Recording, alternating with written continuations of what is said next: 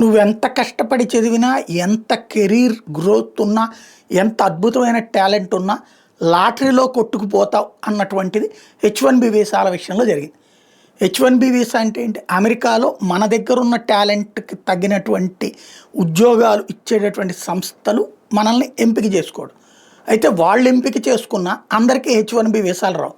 ఒక 1000 మందిని ఎంపిక చేసుకుంటే వాళ్ళు ఎంతమందిని అలౌ చేయాలనుకుంటున్నారు అనేది అమెరికా లెక్కేస్తే 100, 200 అన్నప్పుడు ఈ 1000 మందిది ఒక లాటరీ తీసి అందులో ఆ 100, 200 మందిని ఓకే చేస్తారు. అంటే మిగతా 800 మంది టాలెంట్ ఇప్పుడు ఈ 100, 200 మంది కంటే ఎక్కువ టాలెంటెడ్, ఎక్కువ మార్కులు వచ్చిన వాళ్ళు అయి ఉంటారు, ఎక్కువ ఎక్స్పీరియన్స్డ్ అయి ఉంటారు, ఎక్కువ సబ్జెక్ట్ ఉన్న వాళ్ళు అయి ఉంటారు. కానీ ఈ లాటరీలో దొరక్క మిస్ అవుతుంటారు.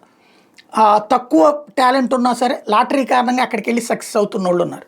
దీన్ని సెటరేట్ చేసే కార్యక్రమం H1B వీసాలకి అప్లై చేసేవాళ్ళు. ఫర్ ఎగ్జాంపుల్ ఒకళ్ళకి 70 మార్కులు వచ్చినాయి, ఒకళ్ళకి 90 మార్కులు వచ్చినాయి, ఒకళ్ళకి 99 మార్కులు వచ్చినాయి.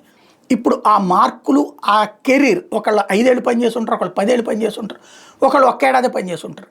ఈ కెరీర్కి సంబంధించినటువంటి సీరియస్నెస్ని బేస్ చేసుకుని ఎక్స్పీరియన్స్ని బేస్ చేసుకుని అందరికంటే ఎవరికి ఈ అప్లై చేసే H1B వీసాలు అప్లై చేసే వాళ్ళలో టాప్ టాలెంటెడ్ వాళ్ళని ఫస్ట్ అమెరికాలోకి అలౌ చేయడం అన్నటువంటి కాన్సెప్ట్కి శ్రీకారం చుడుతోంది. వాళ్ళు ఎంతమందికి ఇవ్వాలనుకుంటున్నారో అంతమందికే అమెరికా ఆ దిశగా అడుగులు వేస్తోంది.